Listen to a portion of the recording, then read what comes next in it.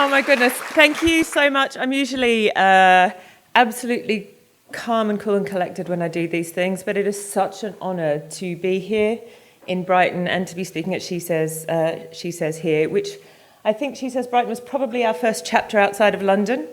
I'll talk to you a little bit about it in a sec, but it's become this truly wonderful and amazing organisation due to people like Reefa, and nothing to do with me, but these incredible women that take the idea of the organisation into their own cities and run it. I want to talk to you a little bit about creativity. I know you're from all sorts of different backgrounds. Some are digital, some are games, some are creative, academic. And I want to talk to you about, I guess, the nature of creativity. I'll play you this little clip first. We are the music makers, and we are the dreamers of dreams. So obviously that is a very well-known quote from Willy Wonka, but it comes from an incredible poem by an Irish-British poet called Arthur O'Shaughnessy. Now, he wrote this incredible poem. This is just one line from it. And the poem is actually about the incredible power you have as a creative person to really kind of set the vision of the future for other people to follow. So when we use our creativity and when we use that incredible energy, are able to achieve amazing things. And we both have like a capability to do that, and we have a responsibility to use that for good. This kind of drive to use creativity for good is really what's spurred me through my career. It's the reason that I set up SheSays with Ali. So Ali and I just realised we were both in agencies as relatively senior people in organisations and in departments with no women, whether it be that sort of tech design and sort of more generally creative.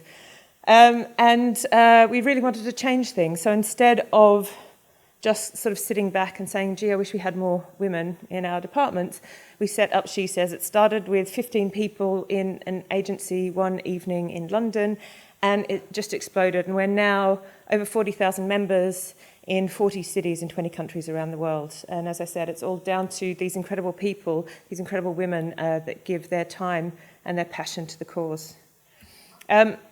This is something we're always trying to look at how we might sort of grow and be of better value to women. So this is something that I spearheaded this year. It's a SheSays collaboration with an organisation in New York called The Voice of a Woman. So I don't know how many of you know about Cannes. If you work in advertising or marketing, you will. It is an enormous week-long conference/party in Cannes. It really pissed me off this year because they're really, they have quite a lot of initiatives to try to get more women into the industry and to have the conversation about diversity in general. And yet, when you look at the speakers in Cannes this year, there were many, many, many fewer women than men speaking, and most of the women speaking were celebrities, and the female creative directors speaking, of which I think, in terms of even in the UK, to be an ECD or a chief creative officer in the UK, you're amongst 3% of that group that are women. So we have incredible women, but they were only asked to speak about the lack of women in the industry or how women are represented in advertising, which is really important. But what these women miss out on is being able to show their work and show what incredible creative forces they are. So we set up the Vows. The Vows is a global showcase of the best female work from around the world. We had about 300 entries, of which we gave a number of incredible awards, including a student award. And so next year it'll be sort of bigger and better and showing more female work, without all the conversation necessarily about the fact that there aren't a lot of senior women at the moment, but just doing our best to get women's work out there and get their names out there, because that, at the end of the day, is what helps them secure equal pay. It's what helps them secure the top jobs. It's why I co-founded Can't. So as well as doing Can, I also did Can't. So Can't is for the people that can't go to Cannes.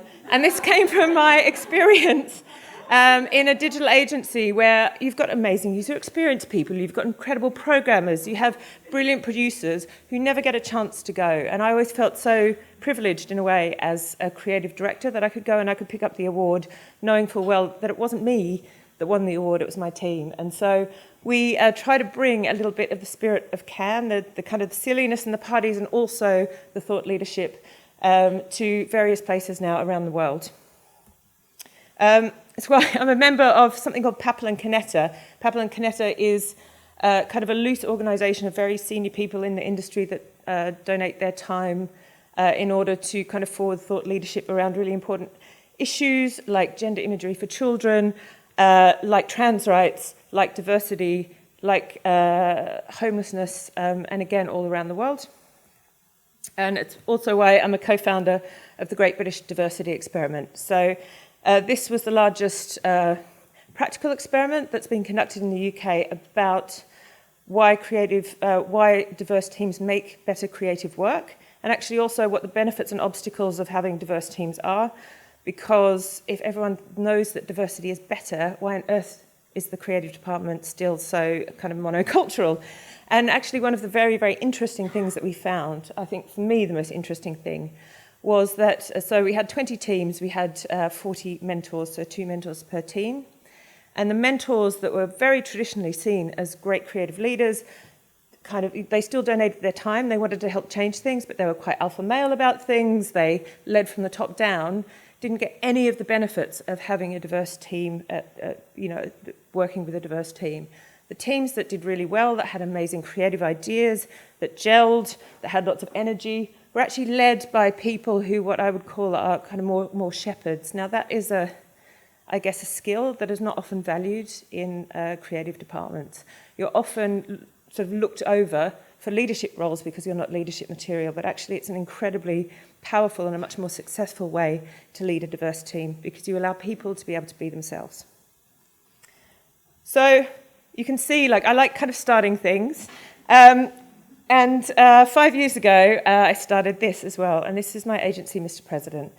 The reason that we started the agency, we'd all been working at quite big digital agencies, and we were really frustrated both with the quality of the work and the challenges that the clients gave us, and also, a lot of the issues that you get working kind of commercially. So we decided to do something differently. We're called Mr. President because we wanted, to leave a legacy broader than just in advertising and marketing. So we have a couple of rules. Number one, we never stereotype anyone in an ad. We try to be as absolutely diverse as possible in our representation and in the organisation itself. We have a very, very flat hierarchy. We let everyone have a voice. We let everyone kind of speak, and we sit back and listen. And I'm going to show you 3 pieces of work that we've produced, which I'm really proud of, which I'm mostly proud of because they're doing something kind of bigger and better in the world. I was really inspired about the fact that creativity could do something bigger and better in the world regardless of the client when I was actually at my previous agency and I worked with Barclays. And I worked with Barclays over the course of kind of the crash, and I won't go into it because it's terribly complicated, but they were a bit naughty. But they had a very kind of strong and very forward-thinking head of marketing there who went, we can no longer just talk about the office that we have or talk about our mortgages and our APRs. That's not going to cut it anymore because we've completely lost the trust of the general public. The only way to rebuild is to rebuild the actual structure of the bank. So we will listen to what people want and need.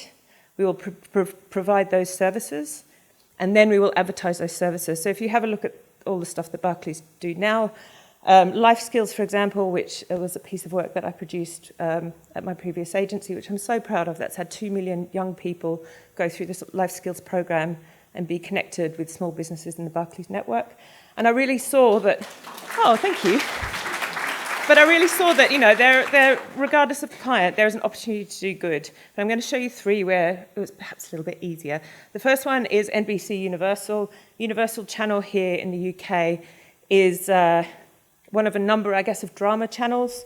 They have, a proposition around the channel called 100% character. What they see that as meaning is their characters are a little bit richer, a little bit more difficult. They're difficult characters that you love and you root for anyway, a little bit like Elliot from Mr. Robot, for example.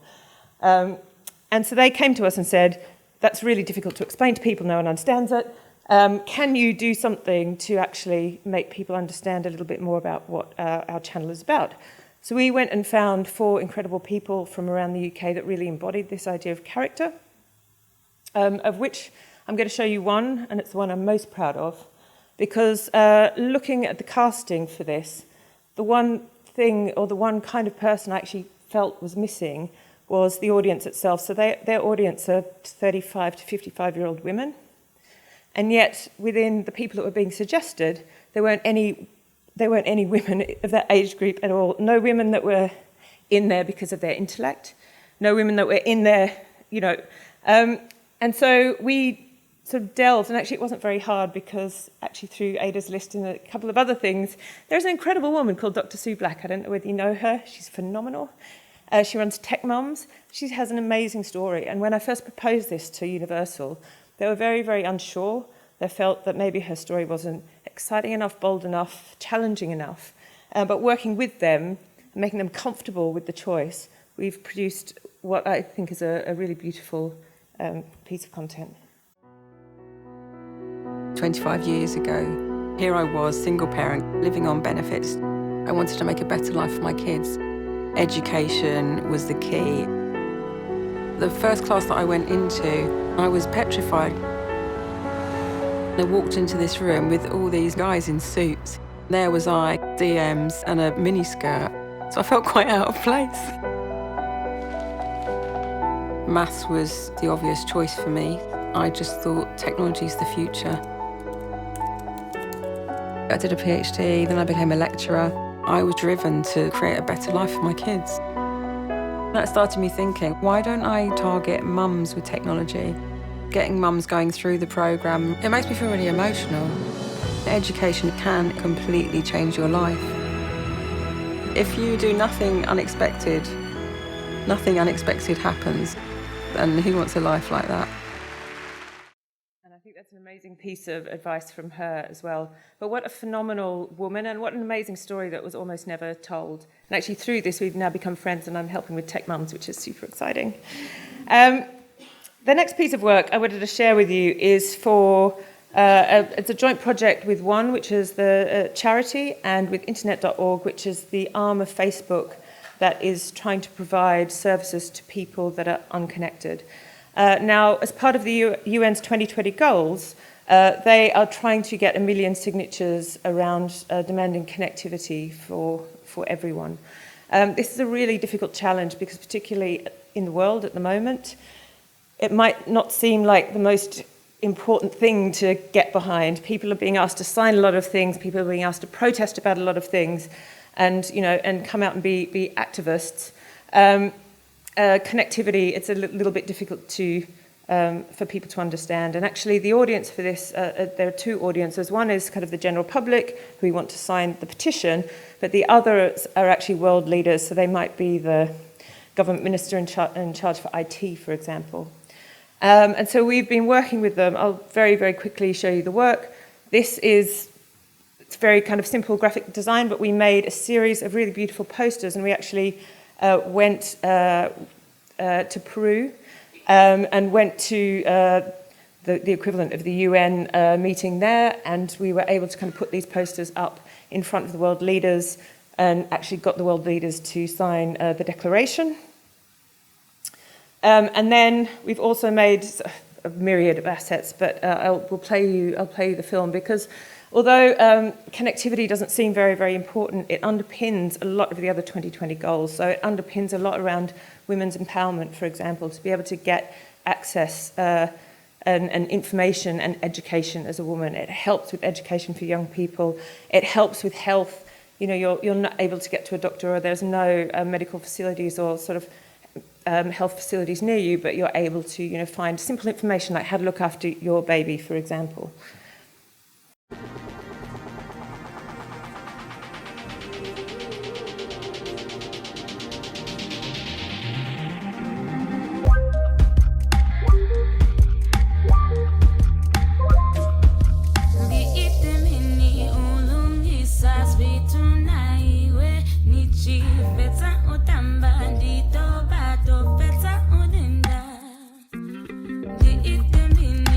Ulungisa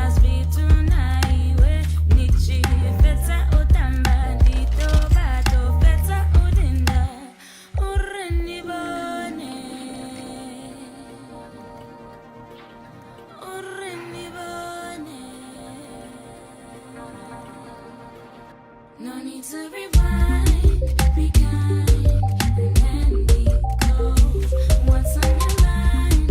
We try and lost control. No need to rewind, we try and lost control.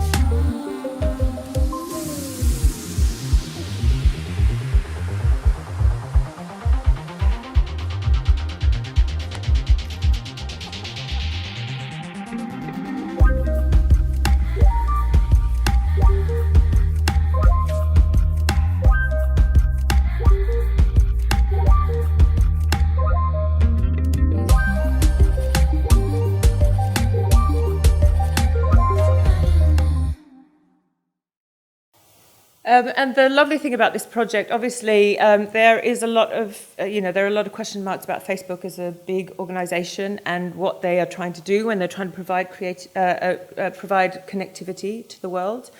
But in this case, they are providing the platform and they're providing the funds in order to help to more generally connect the world. So there are a number of other signatories to this as well. You've got the Googles and the AOLs and the Microsofts and et cetera of the world also sort of signing up to this declaration.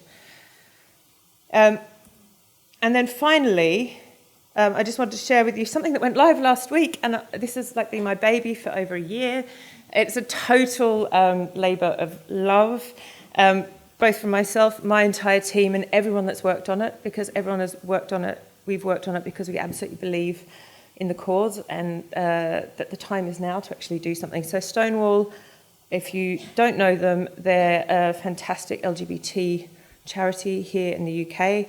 They do a lot of policy work as well as a lot of work both within the community and within the general public to raise awareness about LGBT issues. And they also work with many other LGBT organisations around the world to help them with governance and to help them with support. And their last campaign, I'm sure you've probably seen it, Some People Are Gay, Get Over It, and all the different variations of that came out 10 years ago. It's brilliant. But when we started talking about a new campaign for them, really, I guess things have moved on. And whereas the challenge before was a lot about visibility and the strength was very, very much coming from within the community, what Stonewall need more than ever, and actually I think what anyone that has difficulty or that comes from a minority background needs other supportive allies. They can be allies from within the community, or they can be friends, relatives, they can be people that don't know anyone that's LGBT but is supportive of LGBT rights. And it's very, very important, particularly now when you've seen what's happened with the trans people in the armed services in the US, and we've got the deal with the DUP here, which is potentially questionable, that we really stand up as a very, very quiet majority and support LGBT. So, as I said, there's still quite a lot to do to achieve acceptance, absolutely without exception. And so this is the campaign that launched last week. It's called Come Out for LGBT. For those of you who are within the community who have difficulty just with the LGBT, I will explain that slightly to you now because it's been a conversation that we've had probably for the last 6 months.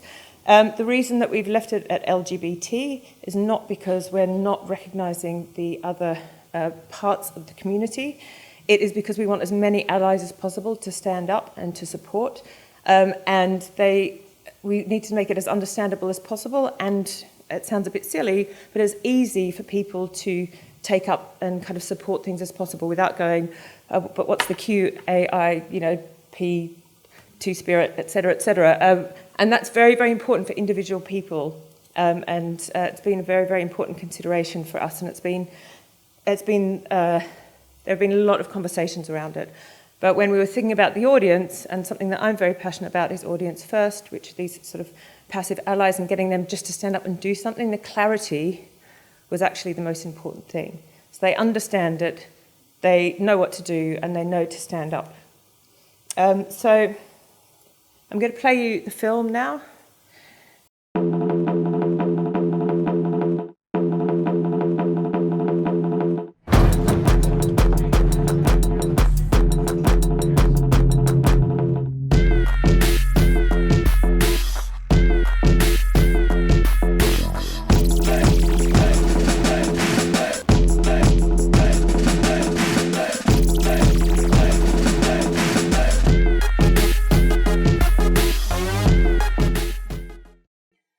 So it's very, thank you.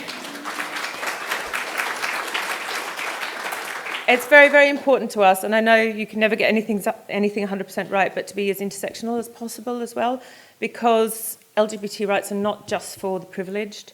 And if you think about in Brighton or in London, that you still face discrimination. You face more discrimination if, for example, you're a young black man, or if you're part of an ethnic minority or religious group, etc., or in a rural community as well. So it's really important that we show people like themselves, as you said. So that goes out in the cinema tomorrow, actually, which is really exciting. So if you see Kingsman, that is probably going to be one of the ads, which is super exciting. And we will also be on buses. So when I was talking about the clarity, it really is you're going past something and it jumps out at you and you understand exactly what we want you to do. This is just in London. And it was really important. So within the film and also within the press, not only is intersectionality important, but the fact that everyone here has donated their time, and every single person within the ads and within the team creating the ads was there because they are supporters or because they had a personal story. So this is General Sanders. He's the second highest ranking officer in the army, with one of his gay sergeants. And it was a fantastic sort of honour to have him there, particularly with, as I said, everything happening in the US.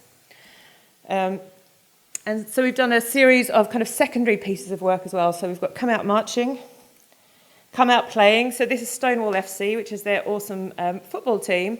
But Ryan in the middle here, he's the first openly gay FA ref. Come Out Singing. We were really lucky to work with Animatronic from Scissor Sisters. Come Out Sharing. So I don't know whether you know Fox and Owl. They are absolutely freaking awesome.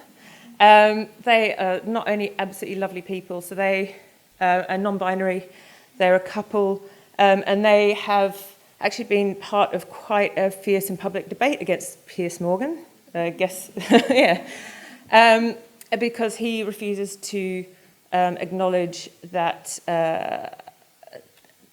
basically anyone that's not a man or a woman shouldn't exist, is kind of what he's saying. But particularly people that are non-binary, and he's asking terrible questions like, does that mean we can't call the Queen anymore, etc. And they've been incredibly responsible and eloquent in their rebuttal of Piers Morgan, and they're just like wonderful couple. Come Out in Force.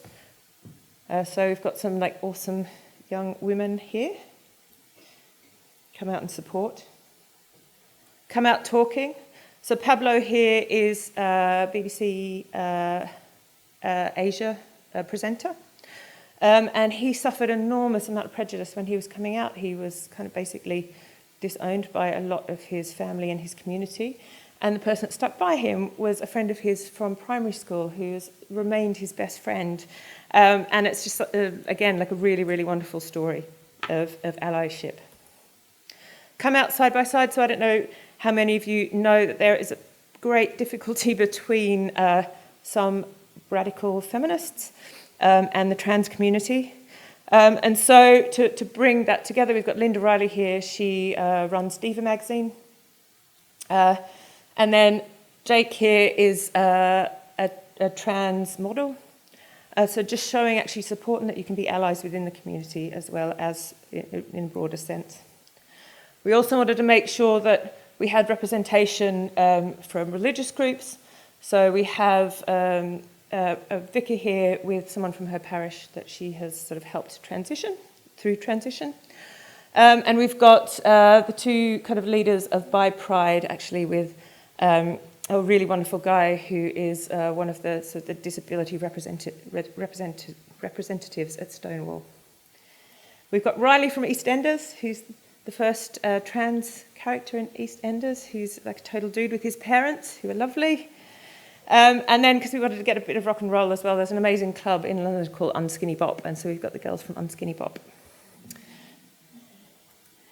So that is the kind of campaign in a nutshell. It has gone across every single channel. In the first 11, it totally went gangbusters, which is really exciting because we were all really nervous. But we had 20,000 sort of direct mentions in 11 hours. We had something like 900 mentions an hour for a couple of hours on the day of launch, and we're now at about 54,000 mentions. We've had, obviously all the great kind of things like loads of celebrities tweet about it and what have you. But the really great thing for Stonewall is that the traffic to their website has quadrupled. They've sold out of merchandise. I have some stickers here for people if you want any. It's really allowing them kind of a new platform to talk more broadly about allies. So this is going to be running for the next 3 years. But as I said, it's something that has been so close to my heart. It's so wonderful to get a piece of work out like that and to see it make change in the world. So just to wrap up, I guess my one bit of advice is that we all have the power to shape the future. We're in such a privileged position, regardless of where you've come from, regardless of who you are. And it really is important that you're using that privilege in order to lift people up and to help shape the future in the right way. Thank you very much.